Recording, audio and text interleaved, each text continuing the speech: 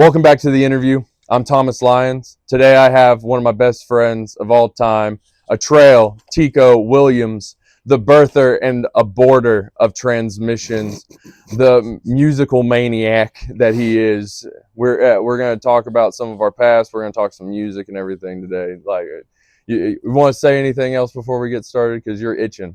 No, that was good. That was a great one. Thank you. I'm honored. Honored, yes. When I have more subscribers, there'll be honorable titles. So we're gonna go ahead and just straight into it. How do you go from crackhead to swag god and back to crackhead so fast? I think crack god is ascended. Swag, like cracked out maniac, like manic pop star. That is the ascended swag. The crack pipeless crack maniac. Yeah, no crack involved, but like people are wondering. I will you submit to a drug test? Definitely. Anytime. I'm clean. Except for and not including. Don't do a spinal tap. And please, no drawn blood. I'll be all right. Sweat it out in a day.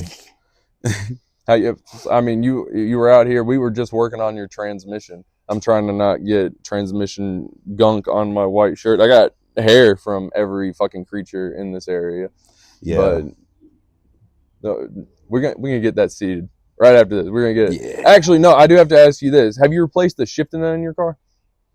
No. The shifting on this cock.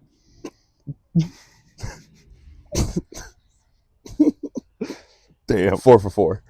Fuck. 4 for 4. I am so mad. 4 for 4. Oh man. Do you know how happy Zepp was when I got him with that one? He was like, "You got me! Holy shit, that's so good!" I'm like, I'm transcending right now. Like, Strawbridge, are you listening to me? Am I making you proud, Strawbridge? I'm gonna clip this and fucking tag him in it too. I swear. Devin. Hey, you heard of the end? Yeah. Oh my god. So I'm such a child, bro. That's the whole point of this interview was to act like children. I remember that night we were with DJ, bro, and bro, this nigga David was not stopping for like 2-3 hours, bro. And I swear they were flowers to the master. Honestly. It was shit I ain't never even heard before. I was like, bro, how do you even do that? Truly, he's an inspiration to most of these, honestly. I'm like, how can I keep like Strawbridge in this? It's like, I'm just gonna keep doing this. Y'all are gonna get, I put at different parts in the interview. Nobody is, you can't catch me. I'm the gingerbread man. No, seriously, I know you have a similar reason to getting into working on your car to me. But what was your initial reasoning? Necessity. That's it. That's where we are broke. I do want to say, like, I really enjoy working on stuff. Like, I just enjoy like putting my hands at work, but kind of like at choice. When it's a matter of like, oh my God, I have to get this transmission installed so that way I can be mobile, so that way my life can be mobile. Yeah, like in some type of progression.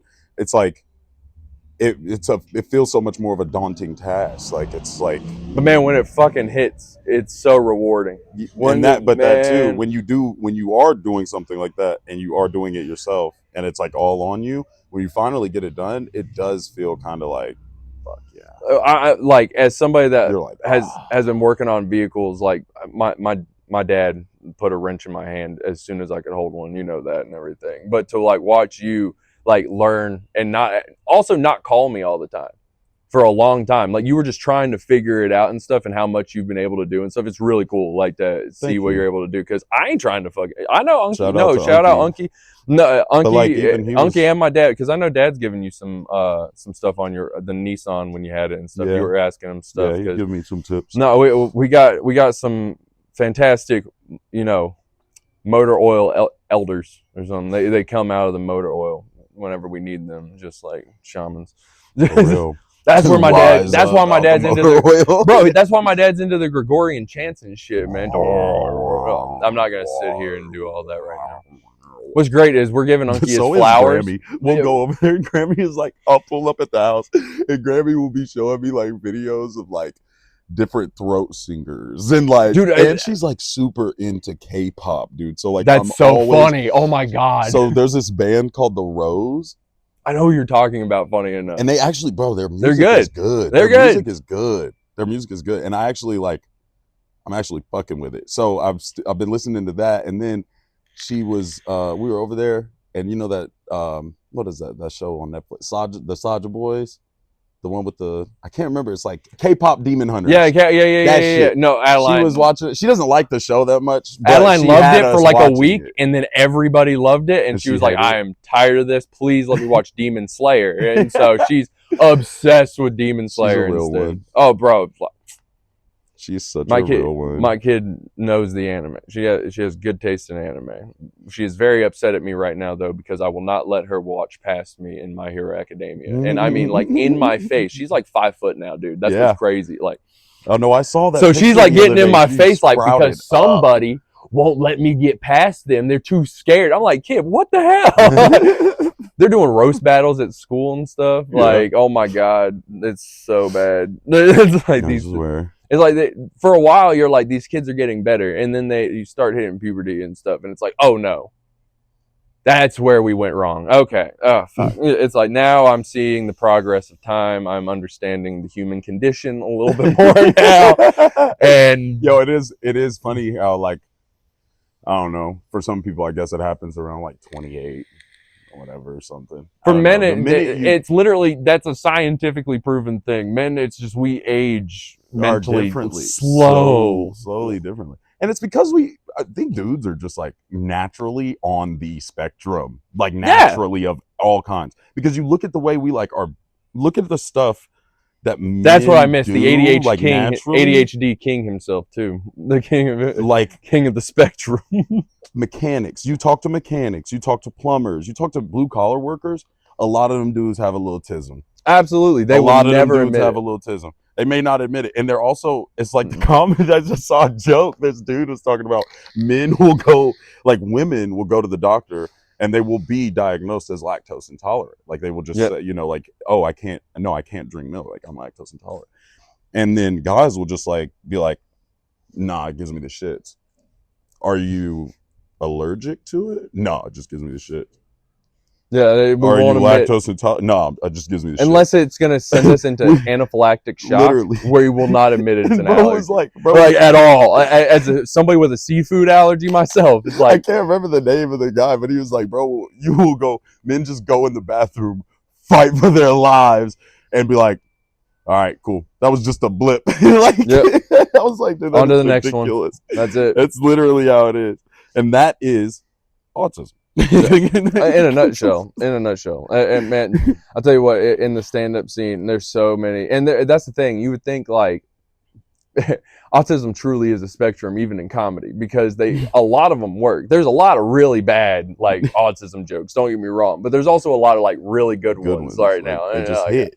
There's some really great like genuine autistic comedians as well.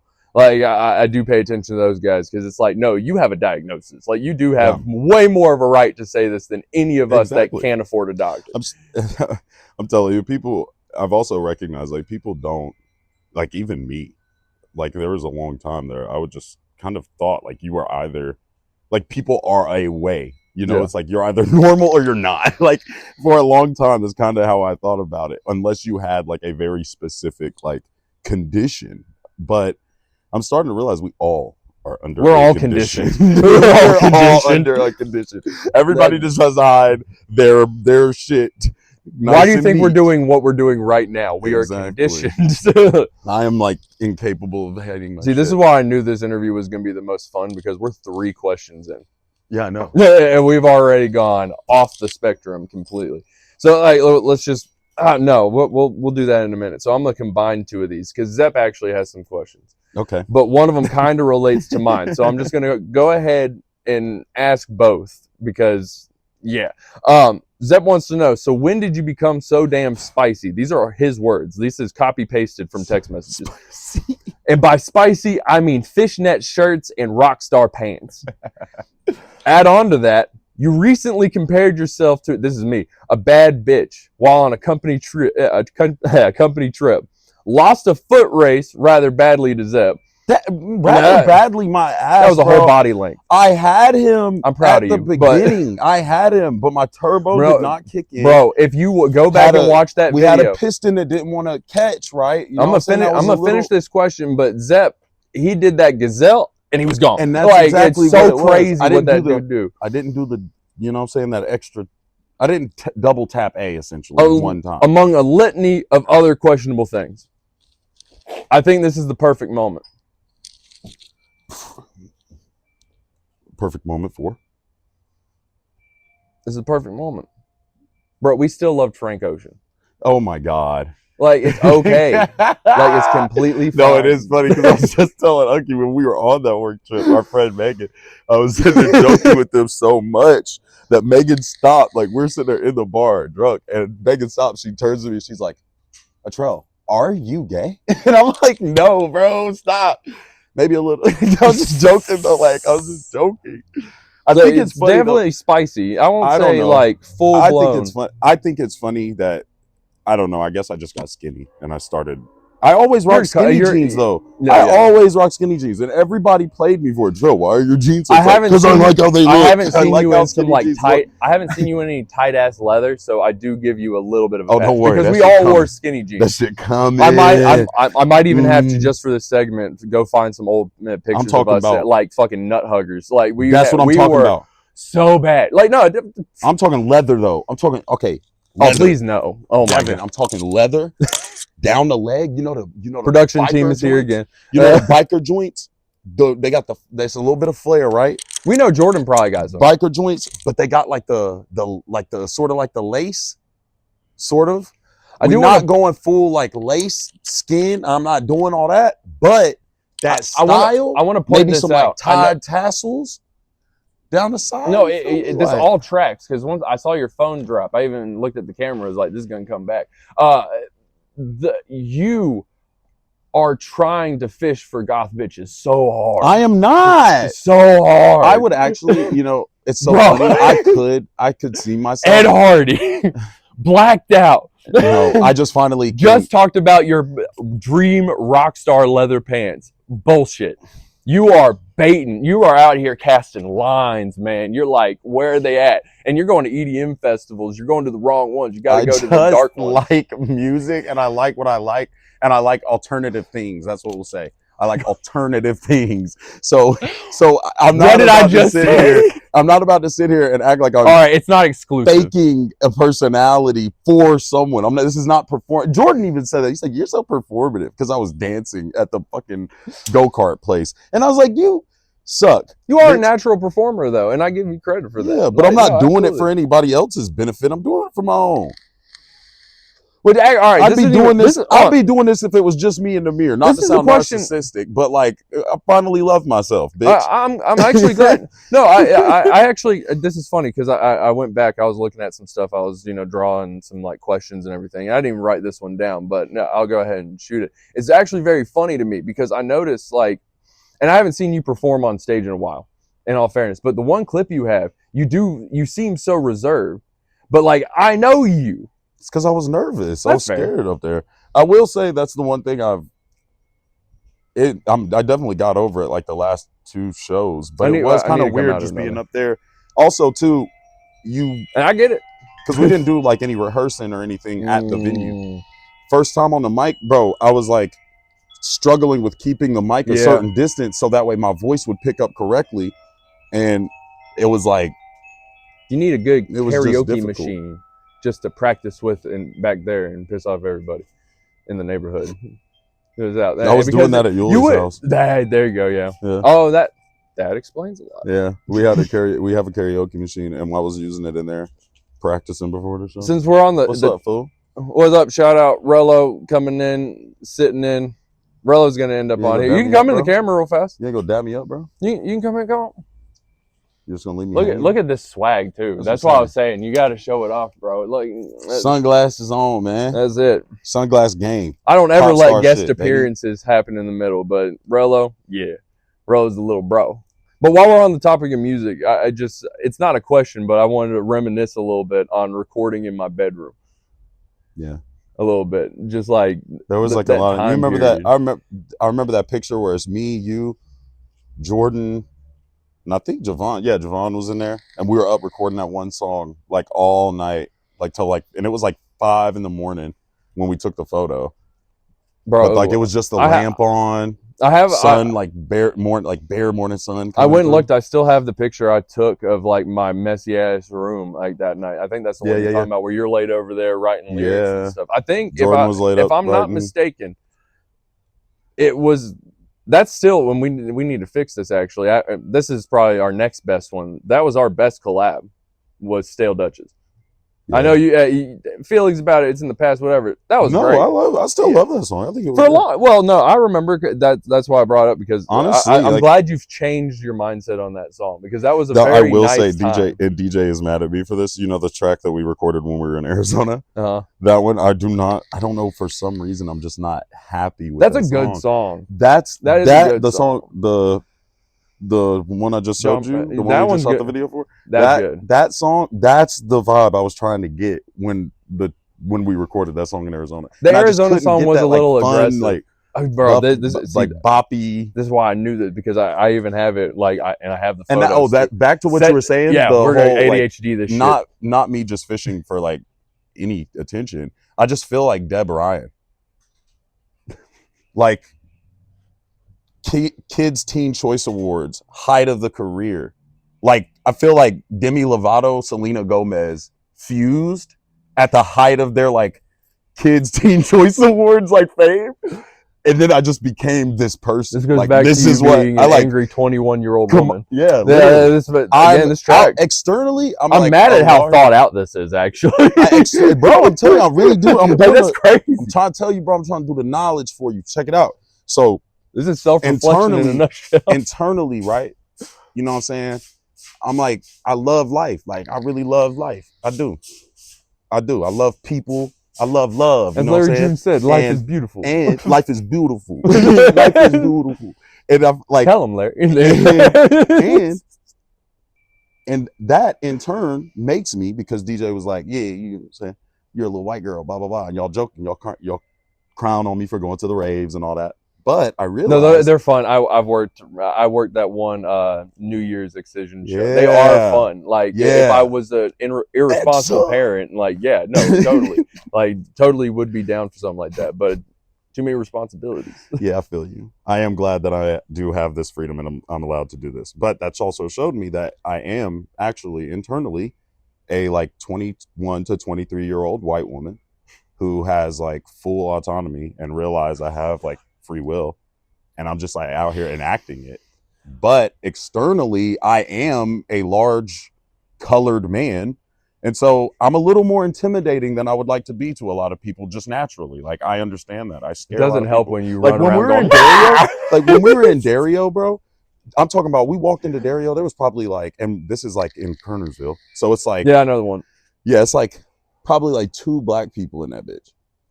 It was some black people behind the counter working, but like in the main lobby, and I mean, this bitch was packed. It was like 50 to 80 people in there. I'm walking in to get some sauce. I swear to God, like 8 of those people that I walked past, just in the door to the counter, just staring. Because I was just wearing like, I think I was wearing that black t-shirt, but I was just wearing this, and I was like, what the hell is wrong? You literally walked in. Do I look like a unicorn or something? But then I remembered, I'm not that 21-year-old white girl. Internally, I am a black man. Not only that, you're a black man that was walking around fishing for goth girls in Kernersville. I'm not. It's wild, man. Y'all kill me with this fishing. Like, you're fly fishing too. You're not even like sitting and waiting, bro. You're out there fucking casting lines. I will say. I will say. Like a Kat Von D, like a Cyndi Lauper swag, like a damn. There's a singer I discovered like, recently. I need to show swag. you. Like it's just that style. Like, There, I like that. There's a singer I discovered recently that is entirely you. Yeah. I'll show you after the interview. Shorty that's gonna like throw on some jeans, crack a beer, maybe crack that beer over your head. I like that. That's what I want. I'm gonna put this out but as then a clip also as like a, get as her a nails like done. He's calling for you. This is the fly fishing moment. Then she like also get her nails done. Well, we're gonna go back real fast because I have one more question from.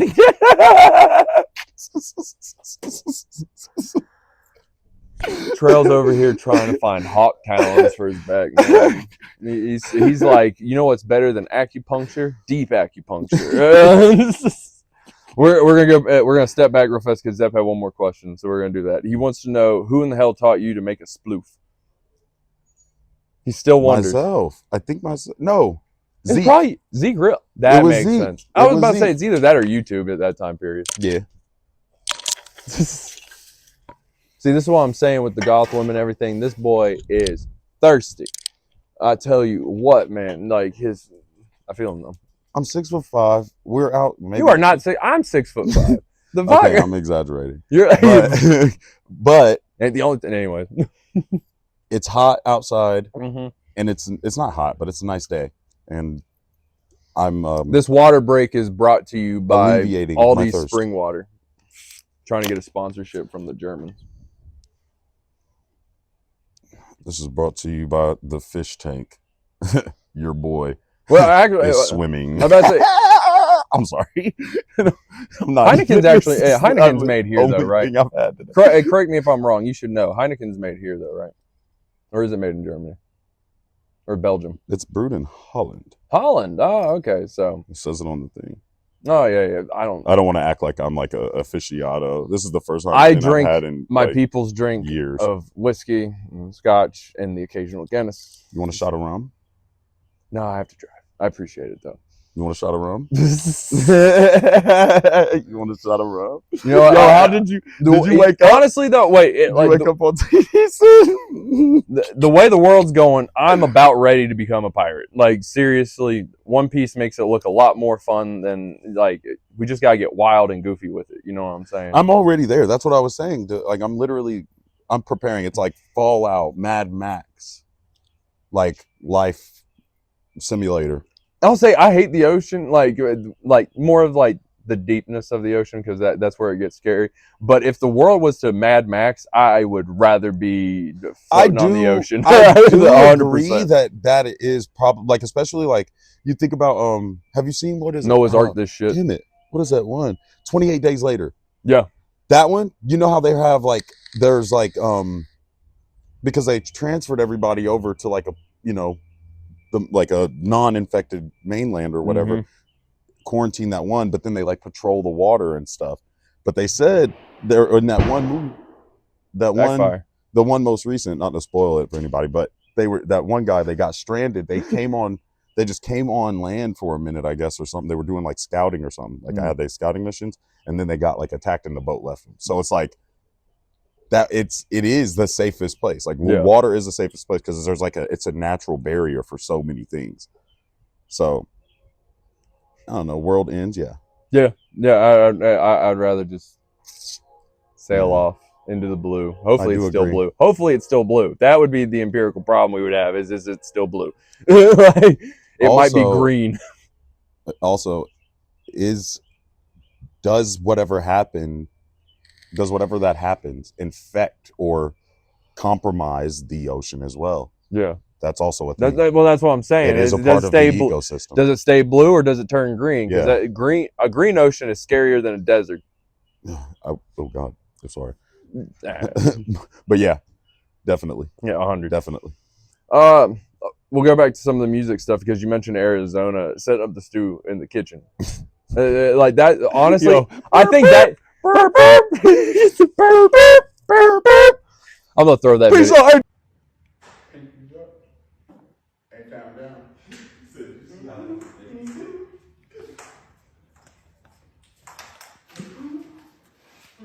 In the hood rat.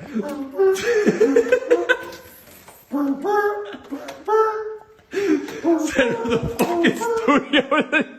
Peace out. No. I'm gonna throw. I still have it. I still I still laugh have at it. that I'm fucking gonna- video. It's so good. I like think about it randomly, and I'm like, bro, what was happening? We were like just in the kitchen. we with it. we had just but it landed. did have great acoustics in there. That It did. house was a vibe. It was a bro. good house. That was a cool house. That was a nice house. Yeah, that was like, oh yeah, this Bro is was like trying to livable. hog that master. He was trying to hog that master, and I know why, because that nice ass bathroom. It was so when I nice. got in there that night and I saw that bathroom, I was like, oh my God, So good. y'all tripping. These limbs needed space. You know what I'm saying? Yeah, man? tripping. Like it was so. That's the best bathroom I've ever taken a shower in. Yeah. Hands down, dude. Like, and then throwing you out of the bar was great. That was, You know- so fun. You are the only, it's like, you are the only person to actually physically Yeah. remove me from a bar. With permission from the bouncers I think because they didn't Zepp- want to lay hands. No, I think I've heard a story. Zepp has had to remove you. No, as well. Zepp didn't, I think Zepp carried me out one time. Like, Yeah, not because I was like so drunk I couldn't walk, but just because I was not leaving. Yeah. So- So me and Zepp, we share that. Me and have talked about that Yeah. actually. Yeah. Oh no, who else? Gee, this is not. You are. I love watching you dig right now. Just remembering how many times you've been thrown out of the bars by your friends. Not even bouncers. It's not, your and friends. that's what it is too. Because I'm never a problem for the bouncers. I've literally only been kicked out by a bouncer one time. No, the And it ones was in because Arizona I were getting clapped frustrated. back at a girl that Ooh. was it. She thought I was trying to front her in line, and she's like yelling at me, and I'm like, "I'm sorry, I did not see you in the line." And she's like, "What?" And I got loud, but I did it like a smart ass. He did it like a 21-year-old right girl. I did it like a 21-year-old white girl, and I was like, "I did not." And she was like, I never put "What the two fuck?" and I two was like, together. "Nobody's bothering you. Shut the fuck up." I and really wait." never put Like, two and two then- together. And then she got loud, and the bouncer came over because she got Mhm. loud. Bouncer came over, and he looked at me immediately, and he was like, "Do we have a problem?" And I was like, "Bro, I am chilling." Like, Your only problem But was how deep your because I voice was. exactly, and because I had already like been in an engagement with her, I was a little like heightened. So I guess he felt like I was getting disrespectful with him or something because I was like, "Bro," like, I mean, and he was like, "Bro, get out of here. We don't play." Bro, you already know too. He had taken both a bump. But then he let me back in. I saw the dude not that night, but like not too long after. He saw me right after that Yeah. and let me right back in. And he let me finish my drink as I was walking out. I was like, "All right, bro, I'm about to finish my drink. Sat there. I mean, he took a sees sip. so many people. He took may another not one. even like. Yeah, Think he about probably how didn't many care. more interactions like that he had since you. How many people? Think about it. He probably had 3 fights Yeah. between that time. And they Like, that's do, just- they do actually have to like. and break I mean, up I don't a bit in expect you there, to so. remember anything when your like pre-bouncer like regimen is both a bump of creatine and a bump of cocaine. Like I don't expect you to remember anything, but I know you're gonna get the job done. Like nobody's gonna step to you because you're gonna come out there. We got a problem. No, creatine cocaine mix would be crazy pre-workout. What the Water retention and vibes. Straight just on an empty stomach too. Crazy. Oh my god, bro. You're hitting 400 on deadlifts easy. Bro. You got a nosebleed and everything. Yeah, Ugh. literally. Yeah, literally. Like, dude. I swear. I am tired of this though. Why do you insist on involving yourselves with other whites than me? But every time, why do you insist on involving yourself with other whites than me? Every time you do it, you end up in trouble. You end up in trouble every time. You end up in trouble every time. You are literally like the most racist person I know, and it's always towards white people. And it's you are white. And it's so funny to me. Fucking wasps. White Anglo-Saxon Protestants for people that don't know. Funny. God, that is so funny. Honestly, I've noticed I really do have a very like diverse You do. group of friends. We really do. Like, not only am I mixed, but like Jordan's mixed. Yeah, that's Your the fun part. friends, Like, this is all for the sake of the Win joke. and Quan are technically mixed. Kali is, Wait, how? yeah, they are technically mixed. Win and Quan both technically have African American in them. Ask them. Oh, yeah. You don't see it? That nigga black. Vietnamese. What the fuck? Vietnamese. Go look at the gut. Vietnamese. Got down by. Geography is everything, people. Just remember But that. also too, like we've had so many. It's like he don't care what you look a like, lot but of- he does not care where you came from either. Yeah, I don't.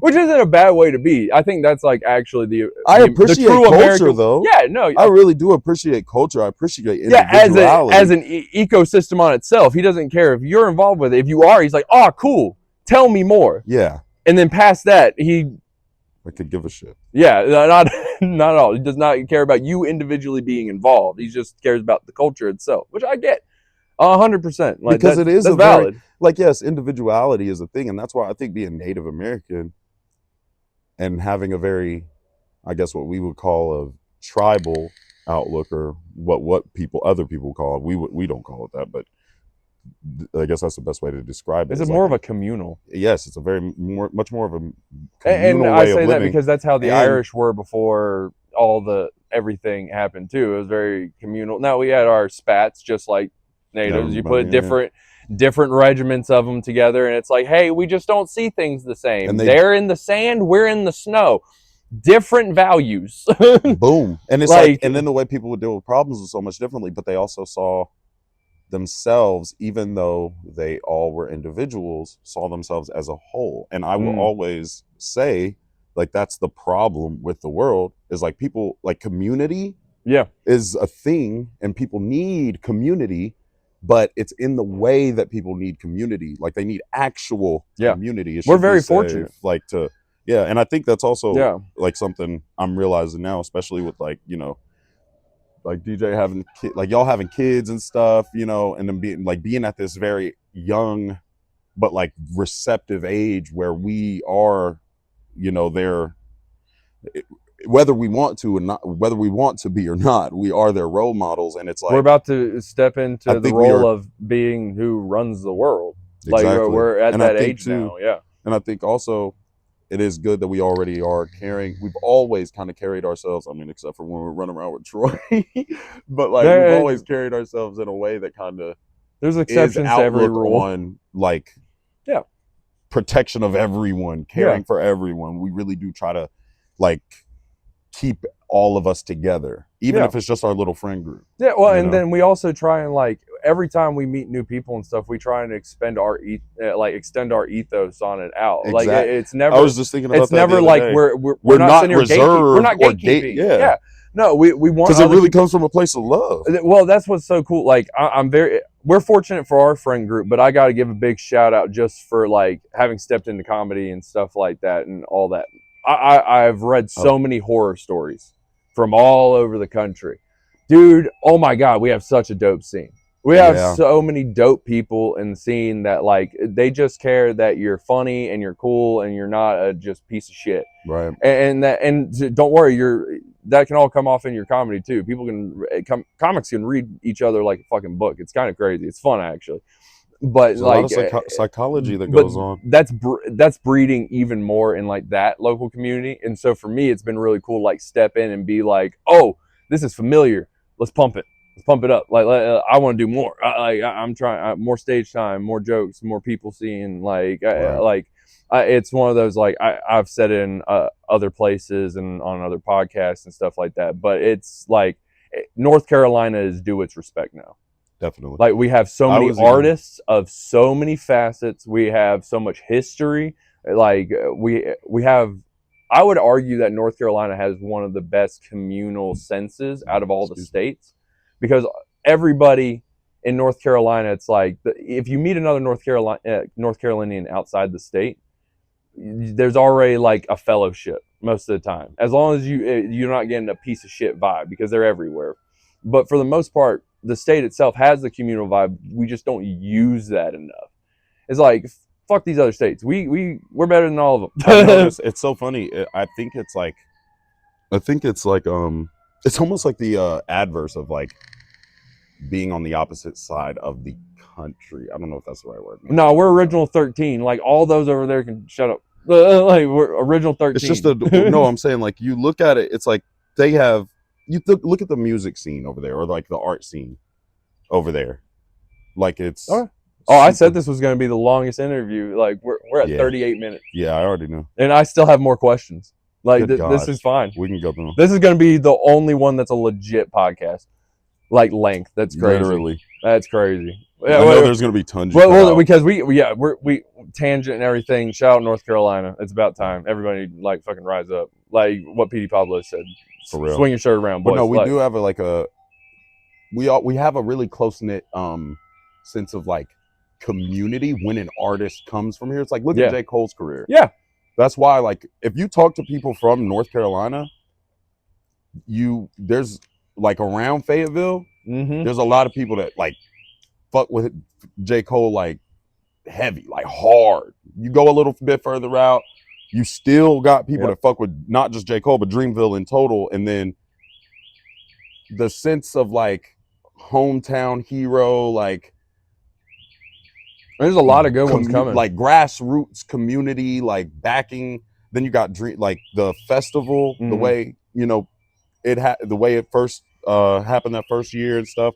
It was, I see why people also like want that over like these, I don't know, like I guess like main, like what you would call like industry plant people need artists. to support local again. Like it doesn't just come down to business. It's also your local artists, because it's your local comedians, it's your local musicians, it's nothing that you're seeing that you're sitting there like, oh, look at how much this person's doing and everything. None of that happens without some sort of communal support. Exactly. Unless they have to leave. And then everybody wants to feel slighted because they had to leave. But it's like, no, they had to leave because you weren't supporting. J. Cole, bringing back up, is a prime example because he didn't get the love. He had to go to New York. He had to study in another place. And that's another thing. That's so many artists. Shitty. Like, unless they're in this, like, big hub, I was just watching this other thing. They were talking about that. It's like, you have to move. Like, unfortunately, like, with the exception of the internet these days, making some of these artists from these like no name towns and like bumfuck nowhere places be able to get outreach and exposure happens, but that still compared to the amount of artists that are actually blowing up a career or blowing up overnight seemingly off of a career built on maybe 10 to 20 years. The city don't fuck with you until you've done something. Yeah, like. And then they'll be like, oh, they're from my city? Yeah. That's every time. It's like, no, you do know you could have had the story of like, nah, I was watching this dude in the bar, like just going for it and like trying to make this thing happen and like trying to entertain the people around and like giving love to the city, and then nobody else paid attention.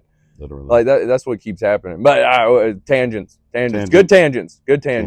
Again, shout out North Carolina. Rise up. Literally all that. I don't even know what. Hey, no, that was good. I love that. So, oh no, that's right. That all came because I said, "Why do you insist on involving other white people in me?" That's so funny. See, this is the ADHD episode of. It's so great. Hi there. Well, which is great because this one's getting released, but we have 2 failed podcast attempts together. We've already tried to do this. You were right. I actually have to give you your flowers because you told me way back then because you're too psychotic that I would need to just do it myself. And here we are. And I don't even like calling it a fucking podcast. I'm not going to lie. I just don't have the ability to like, I'm noticing too, like I would love to make content like this more often and like consistently, but I do not have the ability to like sit there consistently write scripts, think about it. Like I can think about stuff. Not scripts, but like questions. You know what I mean? Like, this like, is the most work I do for any of my questions. content. It's just it has to be like natural for me. Yeah, I'm great at conversating when I'm like out and about. Like we'd be out the bar talking to random ass people, shit like that. But I'm noticing like on a podcast or like the minute I start trying to think about it, I overthink it. It's the same with music. That's why more often now I've just been doing it. It's kind of like. I mean, for the most part, but whatever comes to me, like, just get it out. Is it the reason you won't release music because the existential crisis and fear that dwells deep inside you, but surfaces and comes out as you being a hoe? That is the best said representation of what I go through. I know my friends. Like you can't tell me I don't. Like that's unfortunate. And also, okay, we need to define what me being a hoe is. Right now, That's for another episode. we are defining that right now. Am I morally or ethically? Neither physically. Shut up. am I morally or ethically a like messy person? No, I'll give you credit. Like, well, Do I be trying to fuck everybody friends? no. You're not that type. So that's sure, what I'm saying. sure. I think that's what I'm saying. People say, No, you don't do it. Again, you don't I'm do like, it bro, culturally. Hold on. Communally, no. Publicly, whole nother conversation. Once you leave the bubble, you're like, what can I get myself into? And it doesn't just include women. Okay, if I was a hoe, when we were You're in not just a hoe Minneapolis, for women, though. You're a hoe for a good time. You're a hoe for music. It's a blanket statement. Okay. That's what we're, okay. I thought we were saying like specifically like No, you sexually fucking pervert. deviants. Like, goddamn, I'm you were like, such a pervert. that's what I think of. You call somebody a hoe, like, you a damn hoe. You have to like, think broad. You fucking on everybody. You have to think Like, what are outside. you talking about? Listen, we've been talking about the spectrum, and you can't think about the spectrum of being a hoe not one time. Because it's not. In all these years of being called a hoe, I you just can't like think of the having spectrum. a good time, so I'm a hoe now. Like, that's what I'm No, saying. why? Like, come on. No, it's when it becomes an addiction. I'm addicted to having a good time. Okay, great. I'm so addicted. Hey, bare minimum. Cheers to that. Cheers to that. Cheers. Cheers to the water, Devin. Cheers. Clank, you got to clank me. No. I'll cheers you to that. The only problem is the lack of releasing music. Because we could be having such a better time. We were relying on you for a couple of years. I know. That's where that's why. No, and I that's know. why. I felt the pressure. They was trying to make me the ticket. They was like, Atreyl. Now DJ's the ticket, man. Listen to DJ, man. Even fucking Ray and DJ was sitting there. Ray and Dice was in the damn house. We was in the house. I remember 2018. We were in the apartment. And we sitting there in the room recording. And we started talking about like, Ray brought up like interviews. And this motherfucker starts talking about how, he's like, yeah, bro, I ain't talk. Like when we start getting called up for interviews, I ain't talk. And I'm like, yo, little fucking wannabe cool ass. Like, DJ's like, yeah, bro, I ain't gonna say too much, bro. Which is trying to be cool too. Which is funny because DJ was great. And then DJ was great in the interview. Like, that's so funny. And then he's got great media presence. Yeah. And then let me stop. Chinchilla coats. Let me stop for Major to be like, yeah, talk good about your little boyfriend. Yeah. Look. Clipped. And then look. Clipped, so tagged. So then they both look at me. So both him and Ray look at me. And then they're like, yeah, Atreyl, you got to do it. You got to be the front man. You got to be the one, like, you got to do all the talking. You about to do all the photos. You're doing all the interviews. And I'm like, what? They were like, we were going to RZA your ass. Yeah, they was everything. They was about to turn me. And now look, cover DJ, DJ the ticket. Now look at that talent, man. Like, he producing his shit. He got that little face. He got that little face tat. He think he hard. He think he hard. DJ the ticket, and you are the free luggage. Exactly. No, I'm kidding. I turned to the baggage now. No, you already know. You're. I am their carry-on. Damn right. No, I will give you credit. You are the prepaid baggage that's in the back with special things. You are going to get rummaged around like we learned going to Arizona and broken a little bit, but not too much different. Funny enough, with all this time, I still have one more question. Really? Yeah, we've gotten through everything else pretty much, but one more. Why are you so enamored with single mothers? Your mom's cool, so I don't know where these mommy issues are coming from, man. I'm not that in there. Stop. Don't do that to me. I'm not that enamored with. Don't clip it. What? What? Hold on. Wait. Why? This all stems from who asked that question? You asked that question? That was all me. This is all this is all from a conversation me and Zepp had. Of course, most of this comes from. Listen, Zepp is a very big part of the interview. If you look at anything, he's a camera operator. He's been a producer. He's been a writer. Like now, he's been a writer actually. You have actually on a really the first writing credits other than myself on the interview too. We didn't mention that either. You are the first one other than me to have questions. Word. Yeah. And no, you credited and everything. I don't fuck around with that shit. Yeah, man. I will say on a real note, speaking of this, I have noticed because like there's like this like mass wave of like guys going for like older women and shit like that online. I keep seeing stuff like pop up on Instagram about it. So I was like thinking about it, and I have noticed it's just like, I think it's like when guys start to become mature, or they start to like, you know, actually look for, which I don't know, this is not, I'm speaking from like the perspective of like how I think most men think. Cougar bait. Stop, you're throwing me off. From the perspective of cougar bait. Like, No, that's so what I'm like, getting right now. Okay. You know how when we were in high school, like younger girls would, or girls our age would want to be talking about how they'd want to date guys, or they would be dating guys that were like 25, shit like that. Well, it was disgusting, but yeah. Yeah, it's disgusting. But they were actively speaking, and we're not talking about, yes, we can, you know, get into the conversation, they were being groomed, whatever. We are talking about, we are talking about women that had autonomy at the time, and some of these girls I know, like, I have friends that like knew very well what they were doing. Like, yeah, they were not being groomed. They knew what the fuck they was doing. They very actively chose to go pursue that. Yeah, you know, pursue this. So I'm noticing that, especially when it comes to attraction and like levels, you know, the levels of like maturity that people have in different ages.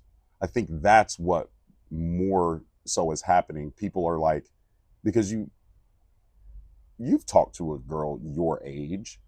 Literally are, my girl, you know, like 16, 11 years. They're a little with bit the more same mature girl than you know, with the whole like, you know, puberty thing and stuff. Yeah. So it's like a different vibe.